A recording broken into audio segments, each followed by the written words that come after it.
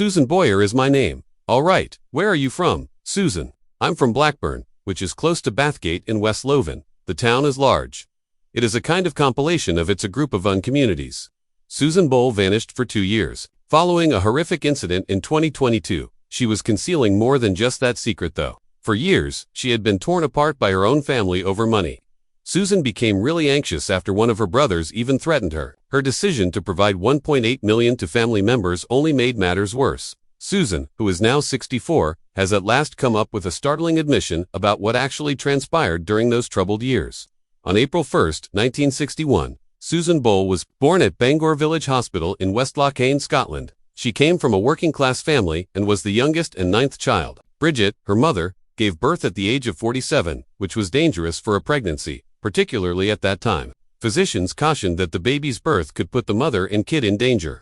However, Bridget, a devoted Catholic, would not entertain the idea of terminating the pregnancy. The Boyles were in a modest Blackburn home, and the arrival of Susan put additional strain on a family that was already having financial difficulties. Susan felt different from the beginning, which paved the way for many of the challenges she would encounter. Crisis characterized Susan's early years. At birth, her mother experienced preeclampsia. Susan was momentarily depleted of oxygen as a result. Her parents were informed by doctors that she was born with slight cerebral impairment. For years, this label followed her. She was referred to as a slow learner at school. She found it difficult to keep up. Teachers were unsure about how to help her. Susan felt as though she didn't belong after being made fun of by her peers. For the majority of her life, the thought that she was injured plagued her. Additionally, home wasn't a safe place. Patrick, her father, served during World War II. He was severely scarred by the conflict. He was unstable and furious when he got home. Fear gripped the already impoverished and cramped Boyle household. Her father's violent outbursts frequently targeted Susan. She suffered psychologically as much as physically. Nevertheless, Susan subsequently declared her love for her father, saying she thought he battled uncontrollable demons. However, the harm influenced her self-perception and made it difficult for her to have faith in other people. There was no escape from school. Susan was harassed every day. Her peers thought her fainting episodes amusing due to her epilepsy.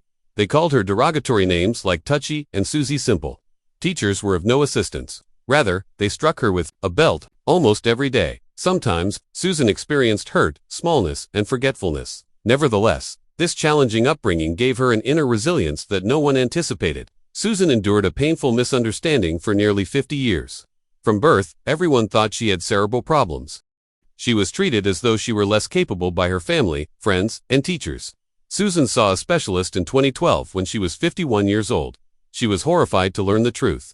Her IQ was above average, and she had Asperger syndrome, a type of autism. The previous label was incorrect. Her difficulties were finally explained by this new knowledge. She felt proud and relieved. At last, Susan was able to see herself clearly and shame-free. Susan fell in love for the first time at the age of 25, but her father intervened and ended the relationship. Patrick broke up with Susan without telling her. One day, he picked up the phone and informed the man that she didn't want to talk to him. The man and another person soon had a child together. Susan's heart ached. That pain stayed with her forever. It permanently altered her perspective on trust and love. Susan remained behind as her 8 siblings left and started their own lives. She took on the role of caregiver for her elderly parents.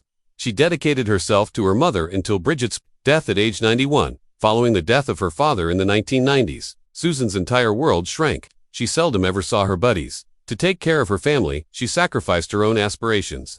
Susan felt stuck while her siblings established families and professions. She bravely tried out for the TV program, My Kind of People, in 1995, although Susan had performed in local choirs and pubs. This was her first opportunity to gain national recognition. There was too much nerves. She could hardly sing because she was shaking so much, she failed to appear on television. Despite being devastated by the rejection, she continued to pursue her ambition of singing at home and in public. Susan recorded Cry Me a River for a charity CD in 1999. There were just 1,000 copies produced. Nearly no one outside of West Lothian heard her performance, despite the local press praising her voice and calling it devastating. It would take 10 years for the world to learn about her gift. Susan used all of her savings in that same year to create a polished demo tape. She covered his song Killing Me Softly and Cry Me a River. She sent the tapes to TV stations and record labels all around the United Kingdom. Nobody answered. The recordings vanished into thin air.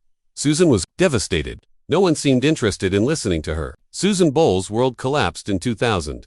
Everything changed when her adored sister Kathleen passed so unexpectedly.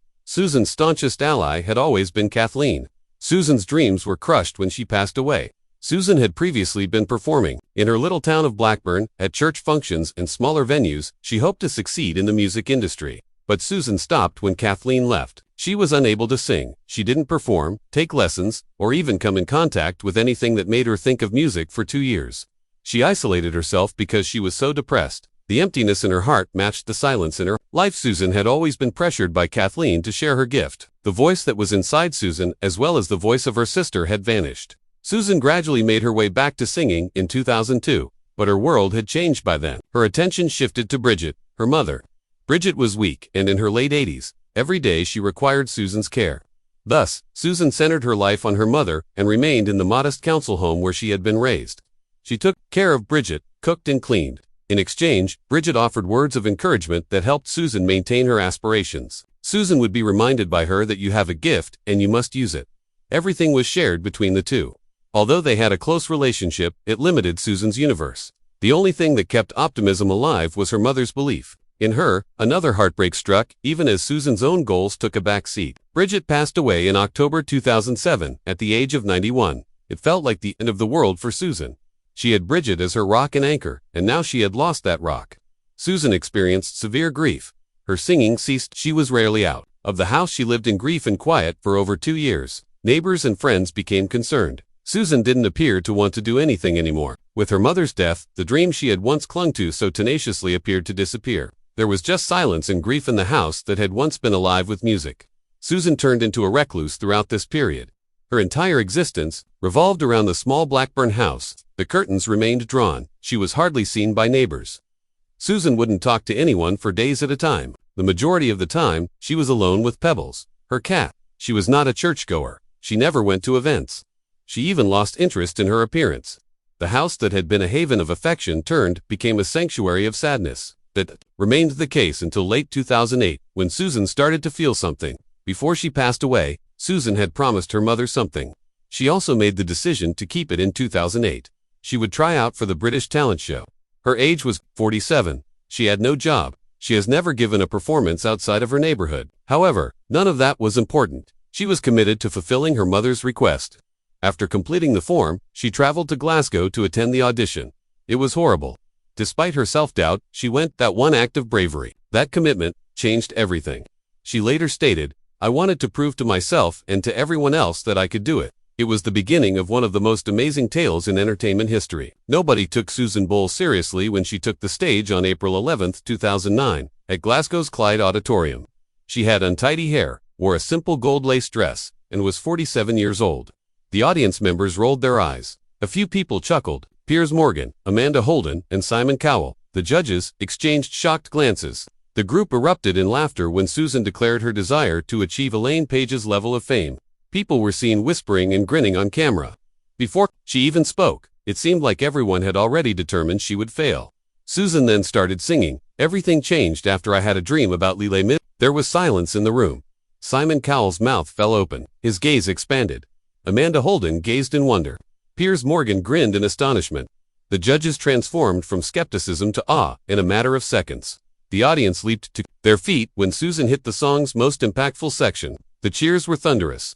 Later, Simon claimed that he had never been so taken aback on the show. A viral hit was created by the performance. Watching